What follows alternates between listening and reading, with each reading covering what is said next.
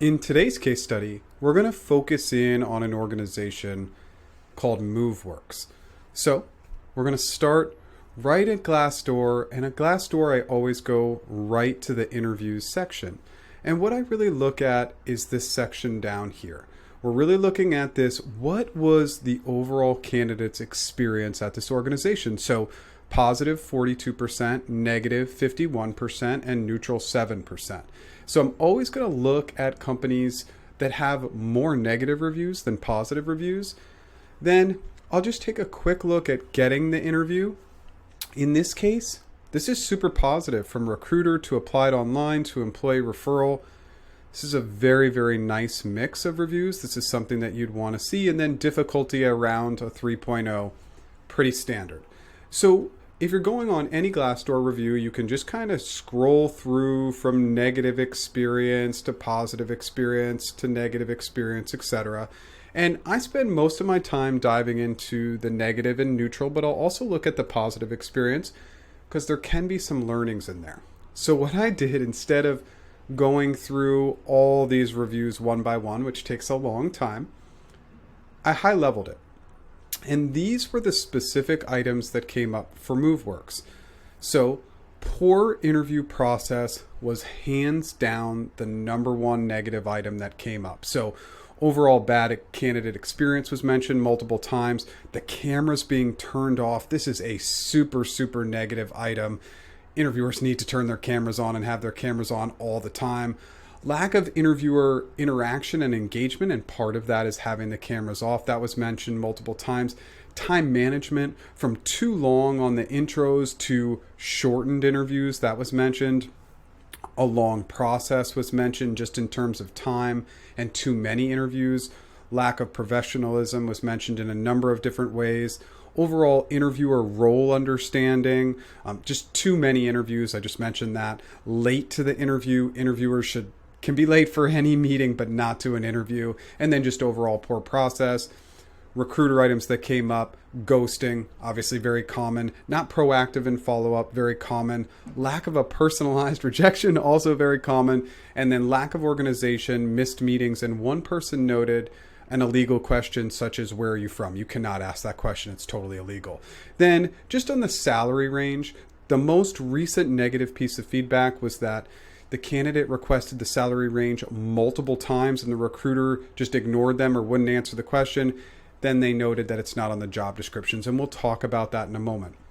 So on Glassdoor, responses to reviews can be left. And so they were left by 3 people specifically, and we'll hop into their LinkedIn profiles in a moment. But 3 people left feedback. I think the biggest 2 items are the last piece of feedback that was given was almost a year ago. So it's almost like they gave up giving feedback to negative feedback they have received, which is bad. Then also, whenever negative feedback comes in, there's always this little bit of lingering of excuses, but saying we're not making excuses. No excuses should ever be made. 100% ownership and an improvement on process, and obviously an opportunity to follow up with that person if need be. I know it's strange to show it in a Google Doc, but just to go through it would take way too long. So from Glassdoor, my next step is always to go to the LinkedIn profiles and kind of just see a little bit about what's going on with the branding, what it looks like. So let's go through some of the critical stakeholders and recruiters. Let's start with the CEO and one of the founders. So instantly when I land on their page, the item that I don't think is best from a branding perspective is they've branded themselves in this photo, but they haven't branded their company. I always recommend branding your company. It's just the one thing I wanted to call out here. Then one of the other founders and president, this welcome to Worktopia. You are going to see this as a consistent theme throughout these LinkedIn profiles. The only item I would mention is Worktopia. Okay, I get it. It's utopia in a work environment, but there's no actual true company branding. This is their own tagline. So if we're going to use a tagline, we definitely want to get the company name in this background photo as well. on to the last founder. So I like this one better, Instant Help at Work, Moveworks, but I still don't have an idea in this branding exactly what Moveworks does. So I'd love to see the branding and just kind of a tagline of what they actually do. But what we see here now is the 3 founders all have a different branding message, which is something that you just want to see that consistency across the board. Next, we move on to Tina. So hers is a little better because it calls out Moveworks, but again, we're really focused in on this Worktopia piece. Now, AI that makes magic work. Now I know, okay, maybe we're talking about an AI company. It's a little bit more specific as well. Then I'll always just kind of go through the recruiters. And with the recruiters, again, Worktopia, no Moveworks mentioned here. But what I really look for here is, what is their overall strategy? And I can instantly tell an activity that this recruiter who's been there for 4.5 years hasn't posted lately. And we don't even need to dive in. What you need to know is that any recruiter from a branding perspective should be posting the open positions, and Moveworks has quite a few at least once a month at an absolute minimum. So let's go on to another recruiter. Here's Ryan. Again, they've followed consistency in the branding, but nothing with Moveworks. Then I'll go into his activity for a moment, and I really go into unique posts.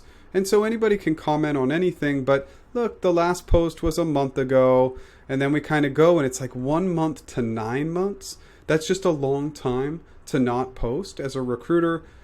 Now, lastly, let's go on to Amanda. Again, hers has a different coloring, but same philosophy in terms of not actually branding Moveworks in the top.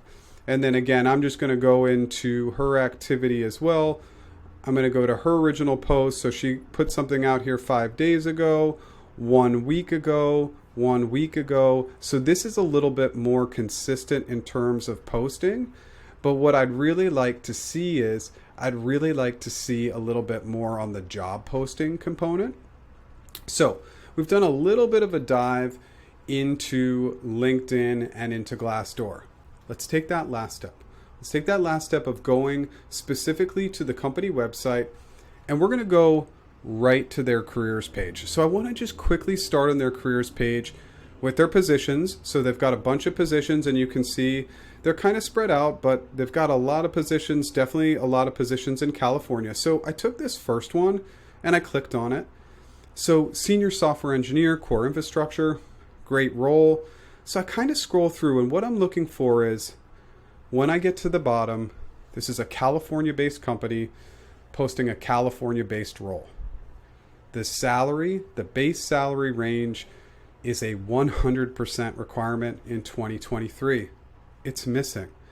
This should be on all job descriptions. And even if you're a California-based company posting remote roles in the US, because you're California-based, you have to have the base salary range on there. Very, very easy fix, but I went through all the roles. It's literally missing on everyone. The last item. This is the most unique piece of feedback that I would have for Moveworks, which is, you land on their careers page and you go and you see these Glassdoor reviews, 4.0 overall. Okay. I don't look at the overall reviews on Glassdoor. I really go and look at the interview feedback, but 93% recommend to a friend, 95% approve the CEO with 58 ratings. This is great. But I was like, oh, this is interesting. This doesn't really seem to match with what I read on the interview feedback. So this is a clickable link on their careers page. So I click into it. And again, this could take us to our interviews section, but I scroll down, 69% recommend to a friend, 72% approve of the CEO, 91 ratings. So what does that mean? Let's go back here for a moment. Since the last time this is posted with 58 reviews, now we have 33 more reviews. To move those percentages down that much would have meant, or it means, that there were a lot of negative reviews coming through. So Moveworks is highlighting this as a benefit, but then once you get here, it doesn't match what they've posted. And so I just want to quickly go back here to The last response to negative feedback, poor feedback, was on 5/22. So what does this mean? It means that Glassdoor used to be a priority, but for some reason over the last year, it's been a forgotten priority. So it's a really big deal that all organizations are constantly going to Glassdoor because it will funnel a lot of other important information for the organization. Having a great LinkedIn branding strategy is important too, to really sell your company on what the company does. And obviously all these areas that came up in the negative feedback and neutral feedback, there are a lot of areas that can be fixed pretty easily. Hope this helps.